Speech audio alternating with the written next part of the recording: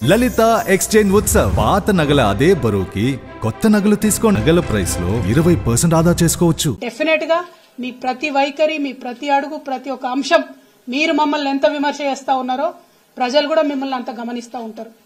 అయినా ఒక పని జరిగిపోయింది, ఎలక్షన్ రిజల్ట్ వచ్చింది, ఇవాళ మీరు అధికారంలో ఉన్నారు. మిమ్మల్ని సూటిగా ఒక ప్రశ్న అడుగుతా ఉన్నాం. ఎస్, అసెంబ్లీలో పూలే విగ్రహం పెట్టాలని వాళ్ళు నేను డిమాండ్ చేస్తా ఉన్నా.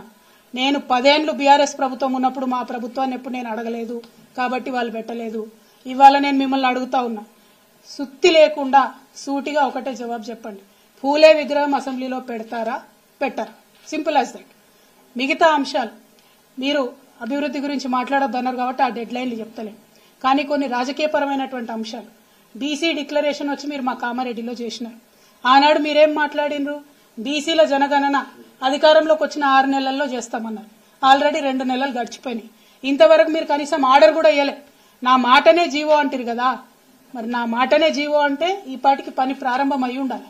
ఎందుకు అవ్వలేదు పని ప్రారంభం? బీసీలు అంటే గౌరవం లేదా? బీసీలకు 6 నెలల లోపల మీరు జనగణన చేపట్టకపోతే మీరు వాగ్దానం చేసినట్టు 42% రాజకీయంగా రిజర్వేషన్లు ఎట్లు ఇస్తారు? ఈసారి మిస్ అయితే మళ్ళా 5 ఏళ్ల పాటు బీసీలకు రాజ్యాధికారంలో వాటా ఎట్లా ఇస్తారు? మేము మిమ్మల్ని తొందర పెట్టడానికి, ఈ ఎజెండా ఇప్పుడే చేయమని అడగడానికి ఒకటే కారణం. 42% బీసీలకు రిజర్వేషన్ ఇవ్వాలంటే వితిన్ 6 months మనకు రిజల్ట్ రావాలి జనగణన, తర్వాతనే రిజర్వేషన్ ఇచ్చేటటువంటి ఆస్కారం ఉంటుంది. అట్లానే ఎల్లుండి శాసనసభ కార్యక్రమాలు జరగబోతా ఉన్నాయి 10వ తారీఖు నాటి నుంచి.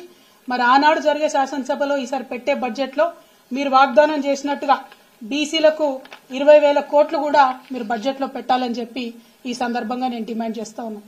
2 ప్రధానమైన డిమాండ్లు. మనకు బీసీలకు రాజ్యాధికారం మిస్ అవ్వకుండా 42% వాటా ఇస్తా అని మీరు వాగ్దానం చేశారు కాబట్టి తక్షణమే జనగణన ప్రారంభించండి. రెండవది, ఈసారి అసెంబ్లీలో పెట్టే బడ్జెట్ లో 20,000 కోట్లు బీసీలకు బడ్జెట్ పెట్టండి అని చెప్పి మేము డిమాండ్ చేస్తా ఉన్నాం. లలిత ఎక్స్చేంజ్ ఉత్సవ్ పాత నగల అదే బరువుకి కొత్త నగలు తీసుకో నగల ప్రైస్ లో 20% ఆదా చేసుకోవచ్చు. మా ఒత్తిడితో, మా పోరాటంతో మేము ప్రకటించినాం. తెలంగాణలో కాంగ్రెస్ ప్రభుత్వం ఏర్పడిన వెంటనే డాక్టర్ బాబాసాహెబ్ అంబేద్కర్ గారి పేరు పెడతామని చెప్తే ఆ భయానికే మా ప్రభుత్వం రాకంటే ముందే సచివాలయానికి డాక్టర్ బాబాసాహెబ్ అంబేద్కర్ పేరు పెట్టాల్సిన పరిస్థితులు కేసీఆర్కు కల్పించినాం. ఇంతకుముందు పెద్దలు కంచయ్యలయ్య గారు, కవిత గారు నాకు ఫోన్ చేసిండ్రు, అసెంబ్లీలో జ్యోతిరావు పూలే గారి విగ్రహాన్ని పెట్టడానికి మీరు రావాలి అని. అయితే చాలామంది ఆ 10 ఏళ్ళు ఎందుకు పెట్టలేదు, 10 ఏళ్ళు ఎందుకు అడగలేదు అంటారు.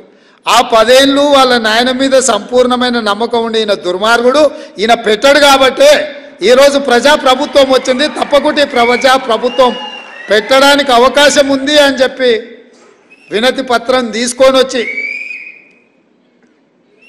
ఏ దళితున్నైతే ముఖ్యమంత్రిని చేస్తా అని చెప్పి మాట ఇచ్చి మోసం చేసిండో ఆ దళితున్నే ఇందిరమ్మ రాజ్యంలో అసెంబ్లీకి స్పీకర్గా నిర్ణయిస్తే ఆ దళితుడే స్పీకర్గా ఉంటే మా గడ్డం ప్రసాద్ గారికి కల్వకుంట్ల కవిత గారు వినతి పత్రాన్ని ఇచ్చిండ్రంటే ప్రజాప్రభుత్వం వచ్చినట్టే, ప్రజాపాలన మొదలైనట్టే అని చెప్పి నేను వేదిక మీద నుంచి చెప్పదలుచుకున్నాను. తండ్రి మీద విశ్వాసం లేక, నమ్మకం లేక తండ్రి ఈ ప్రజాపాలనకు వ్యతిరేకి అని తెలిసి చెప్పడానికి బేసిజం అడ్డం వచ్చిందేమో నాకు తెలియదు. కానీ అందుకే 10 సంవత్సరాల తర్వాత ఏర్పడ్డ కాంగ్రెస్ ప్రభుత్వంలో స్వేచ్ఛగా వాళ్ళు కూడా వచ్చి వినతి పత్రాలు ఇచ్చేటంత స్వేచ్ఛను కాంగ్రెస్ పార్టీ ఇచ్చింది అని అంటే ఇంతకంటే ఇంకేం కావాలి? అందుకే మిత్రులారా, ఈ ప్రభుత్వం ప్రజలు ఎన్నుకున్న ప్రభుత్వం. ఈ ప్రభుత్వం ప్రజల ఆలోచనలకు అనుకూలంగా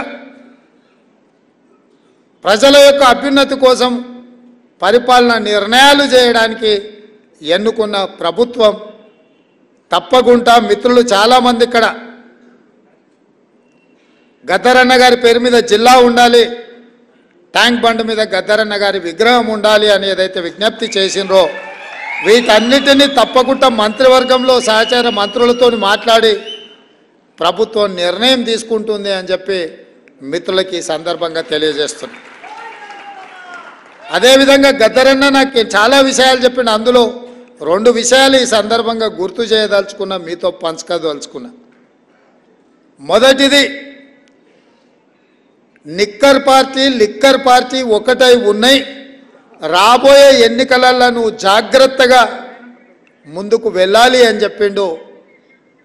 ఇవాళ లిక్కర్ పార్టీ ఒకటైన విషయాన్ని మన కళ్ళ ముందు కనిపించి కాంగ్రెస్ను రాకుండా అడ్డుకోవాలని చూసిన మీరందరూ కూడా అడ్డుగోడలను తొలగించి లిక్కర్ పార్టీని మొన్నటి ఎన్నికల్లో లిక్కర్ పార్టీని ఓడించినారు. రాబోయే పార్లమెంట్ ఎన్నికల్లో లిక్కర్ పార్టీని కూడా ఓడించడానికి మాకు అందరికీ అండగా ఉండాలి అని కోరుకుంటున్నా. ఇంకొక మాట కూడా కీలకమైన మాట చెప్పిండు. ఇంటికి వచ్చిన నా మనవన్ని ఆశీర్వదించడానికి ఆ సందర్భంగా ఇంకొక మాట చెప్పిండు గద్దరన్న. రేవంత్, జీవితాంతం గుర్తుపెట్టుకో,